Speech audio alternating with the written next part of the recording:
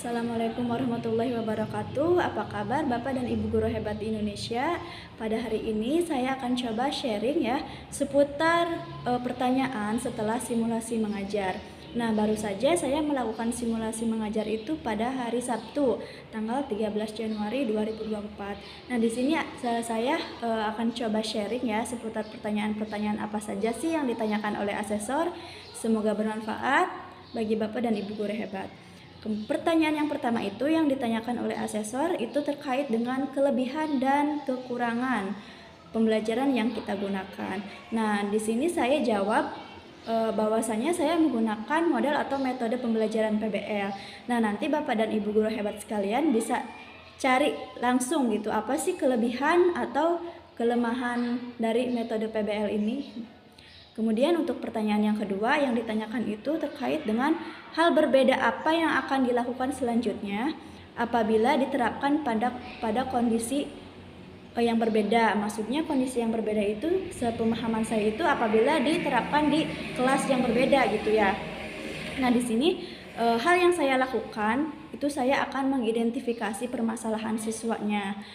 Misalnya bagaimana kondisi siswa, bagaimana kemampuan dasar siswa, bagaimana kebutuhan siswa, bagaimana minat siswa, dan bagaimana gaya belajar siswa.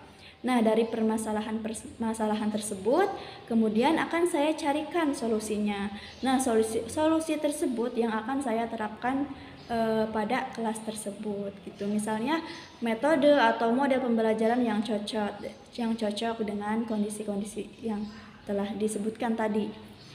Kemudian untuk pertanyaan yang ketiga itu yang ditanyakan oleh asesor itu, jelaskan jenis penilaian dan bagaimana melakukannya. Nah, jadi apa penilaiannya dan dilakukan dengan cara apa. Nah, di sini yang saya waktu itu menjawab bahwasannya saya menggunakan 3 penilaian. Yang pertama itu ada penilaian sikap, yang kedua itu ada penilaian pengetahuan, dan yang ketiga itu ada penilaian keterampilan. Nah, untuk penilaian sikap itu terkait dengan perilaku siswa gitu selama proses pembelajaran. Adapun untuk penilaian pengetahuan itu terkait dengan pemahaman siswa terkait dengan pemahaman siswa pada materi yang sedang diajarkan. Nah, untuk penilaian keterampilan itu terkait dengan kecakapan siswa, misalnya dalam proses presentasi, diskusi juga itu saya nilai juga.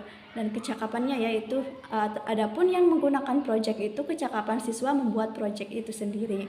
Kemudian untuk penilaian sikap dan keterampilan itu saya menggunakan observasi, dan untuk penilaian pengetahuan itu saya gunakan LKPD atau tes tertulis. Kemudian yang terakhir itu yang ditanyakan oleh asesor itu, apa yang akan dilakukan dengan hasil penilaian tersebut. Nah, jadi saya menjawab ya bahwasanya hasil penilaian tersebut akan saya jadikan dasar untuk rencana tindak lanjut, misalnya pengadaan remedial ataupun pengayaan. Nah, juga akan saya jadikan sebagai bahan refleksi untuk perbaikan proses pembelajaran seperti penggunaan dan pemilihan metode pembelajaran yang lebih bervariasi dan tentunya tepat sesuai dengan kebutuhan siswa. Seperti itu. Itu yang ditanyakan oleh asesor kepada saya waktu itu, 4 pertanyaan. Semoga bermanfaat ya untuk Bapak dan Ibu guru hebat. Wassalamualaikum warahmatullahi wabarakatuh.